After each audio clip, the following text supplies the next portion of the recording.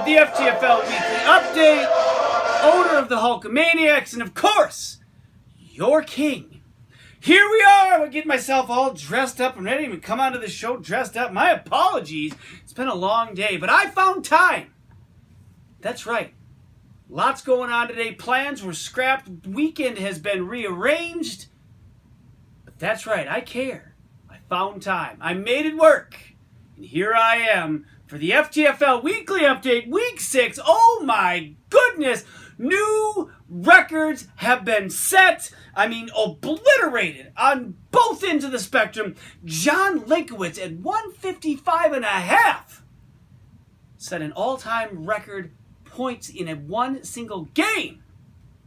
And on the opposite of that, in the very same game, the largest loss in FTFL history, 90 points, belongs to Eric Light. Man, we have been looking for reasons for years to put you on that seat. Is this finally it? Now, we're going to have to wait to find out, I guess, till the polling comes around for that. As well, we are still waiting on Le'Veon Bell, maybe this week, although still no confirmation for the team that he is absolutely going to show up. I guess time will tell. The streak hits 4. That's right.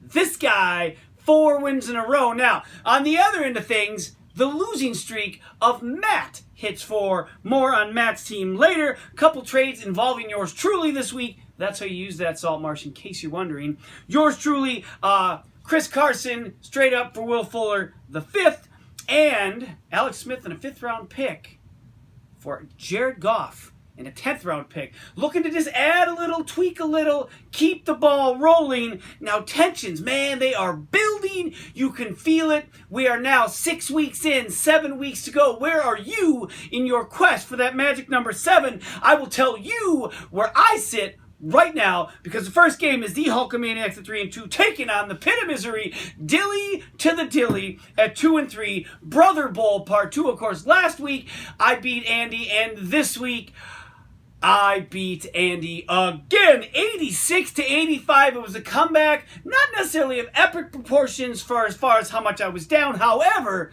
in the manner in which it took place in the final minute of the Monday Night Football game, Aaron Rodgers rushes for 21 yards on one single play, putting him over 30. A couple passes later, and there it is, folks. I moved to 4-2, while Andy falls to 2-4. Todd Gurley, 27 points, 11 touchdowns on this very early stage of the season. 11! That's a season's worth for a lot of running backs. Rodgers, 22. Alex Collins punches in a couple, gets to 14. Newly acquired Chris Carson, only 2 points, but you can't win them all. I'm trying. If you're Andy Russell, I can't stand that chump. Wilson with 22. Chargers defense 14. Julian Edelman 12. Woods 11.5. Of course, in Cooper Kupp's absence, and it looks like Cooper Kupp's going to be gone a little bit longer. Might be a benefit to Markser for next week's game. Buck Allen in the lineup, trying to thieve touchdowns away from Alex Collins. It didn't work. He only had 1.5. This is the first time since 2011 that we will not split the season series. We have split it every single year since then, but not this year. I'm taking home the glory. I am 22-14 against Andy. That is my best record against any single opponent. And of course, it has now led Andy to decree a fire sale, even though he's only 2 games out of first place. Seems a little premature. Then again, that might just be a trend. Onwards, speaking of trends that are being broken, smashed, and thrown all about, Team Linkowitz coming in at 3-2, taking on the Pack Attack at 3-2. Told you all about this 90-point difference, 155.5 to 65.5. John Linkowitz is now 4-2 on the season.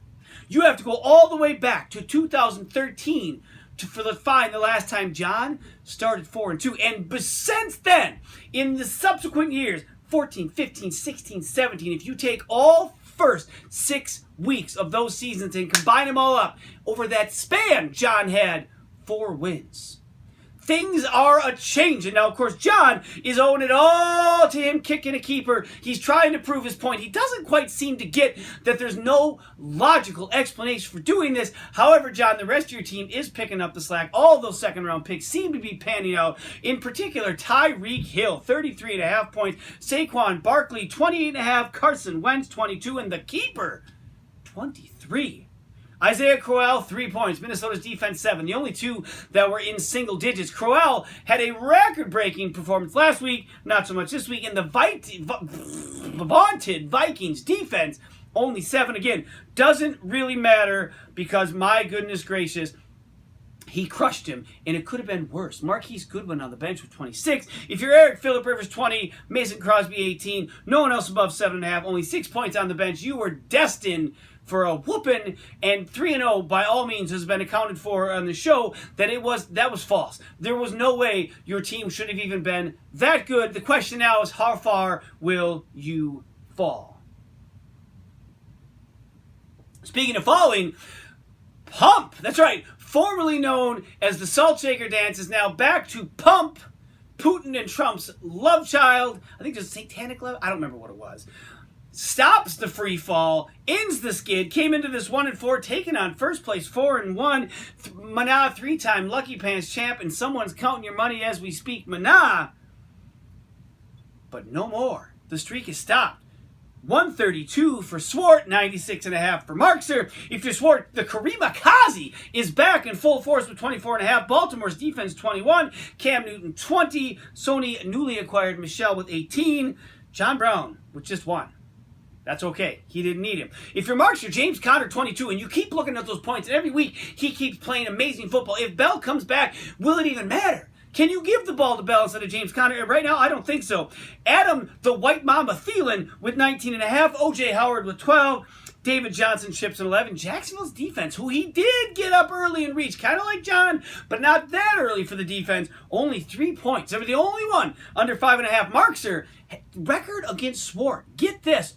Since Swart entered the league, Markser is only 9-18-1 against Swart. Absolutely the kryptonite for the Muppets.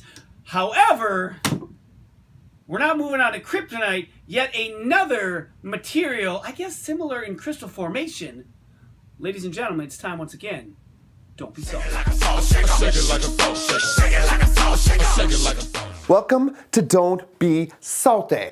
My name is Adam Saltmarsh, the Salties of Salts, the owners of the Radioactive Monkeys. This week we got a couple repeat offenders.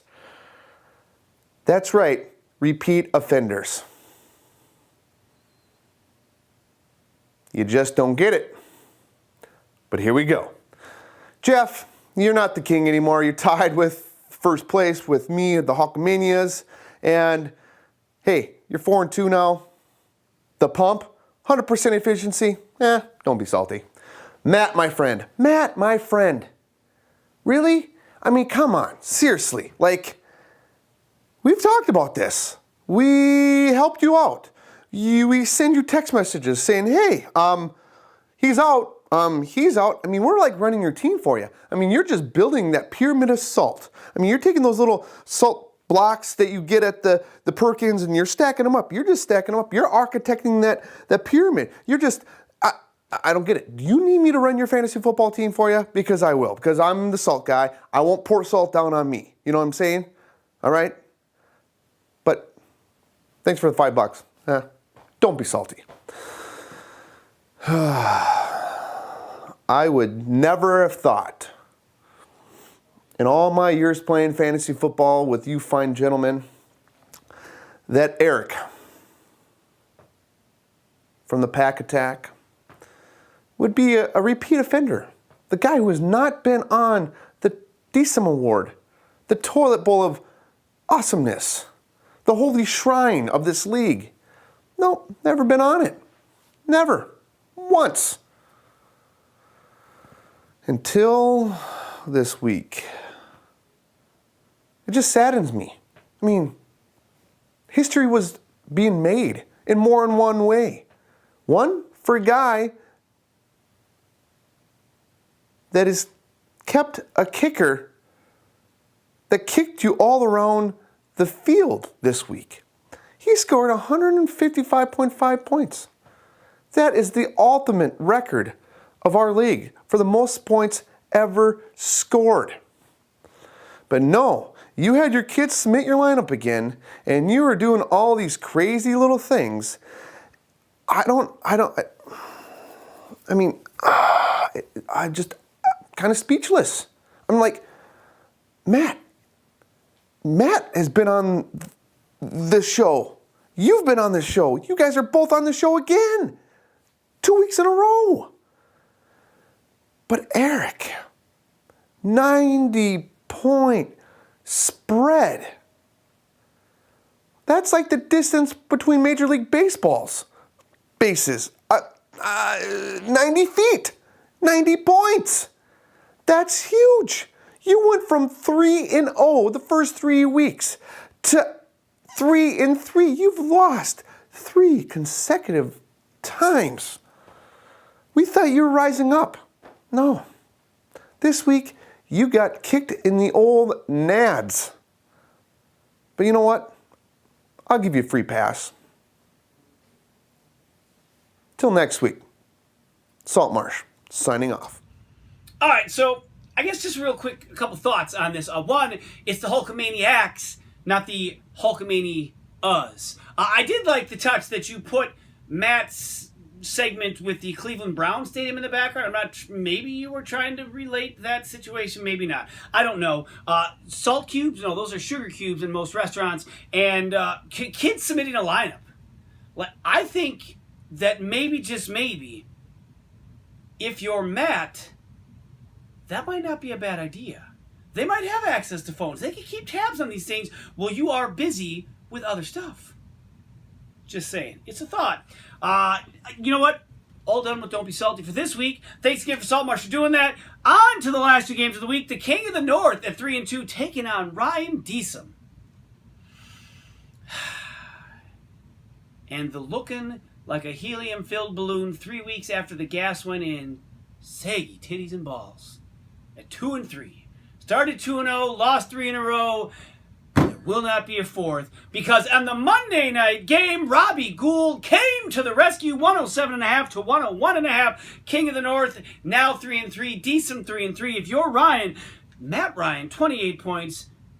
Tyler Boyd, 19.5 points. Robbie Gould, as I mentioned, 15 on Monday night in a huge effort. Losing effort, might I add. Go Pack Go. And Julio with 13. If you're Sid, first round pick for Mahomes. The kid has been just liquid lightning. Had a rough week last week, but boy, did he bring it back this week. 38 points. Sadly, though, not enough. Joe Mixon, another recent addition to his team with 12. Dan Bailey with 11. Chicago's defense. Smelling that? Oh, yeah.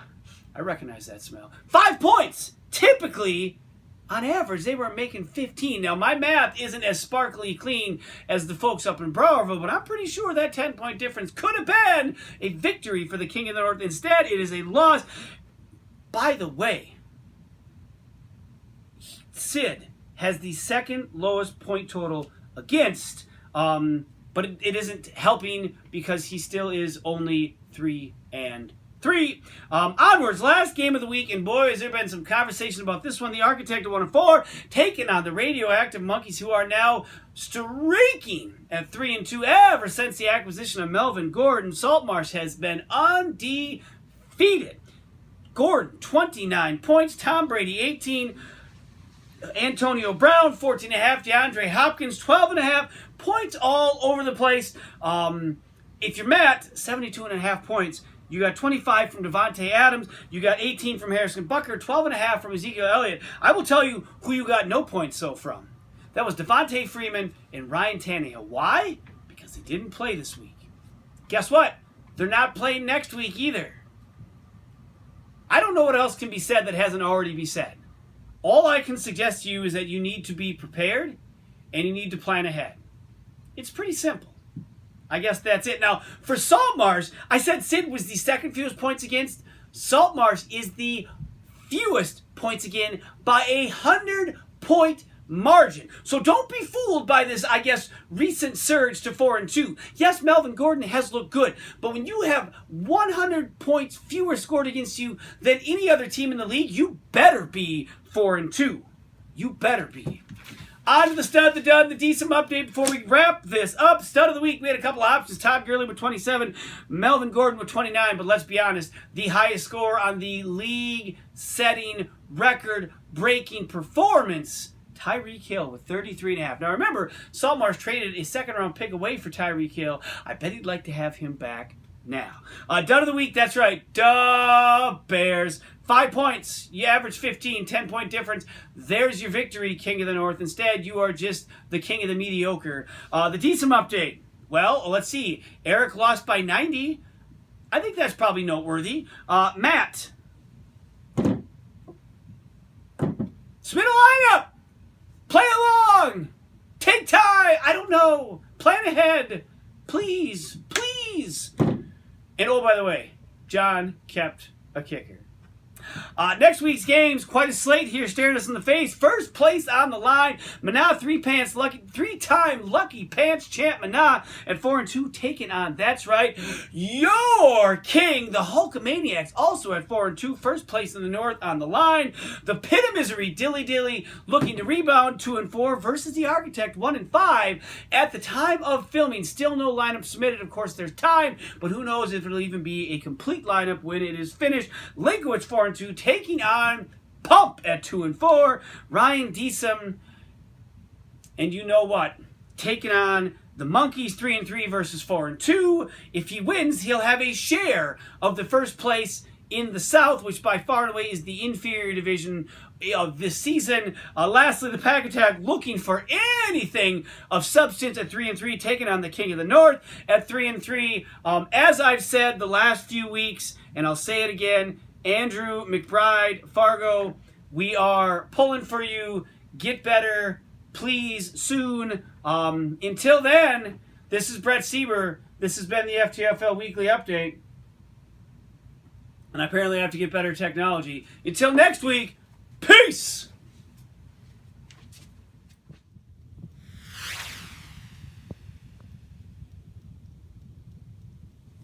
All right, man. I can't figure out who to keep. I mean, obviously Carson Wentz, but I don't know. It's everyone's name is in the hat. Nothing I've done to date has really worked since probably like 2003. So, fine. Let's just pick one out of here and see who Carson Wentz's teammate's going to be before the draft. You've got to be kidding me. Steven Gostkowski. I can't keep it. No, I got to put that back in. I'll never hear anything like that. All right, Carson Wentz's teammate is going to be... I just picked... No, I cannot...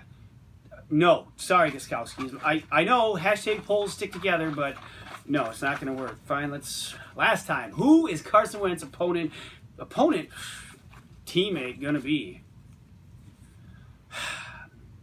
Fine, Steven Gostkowski. Fine, you know what? I'm going to keep a kicker, because maybe, just maybe, it'll work this time. Well, here goes nothing.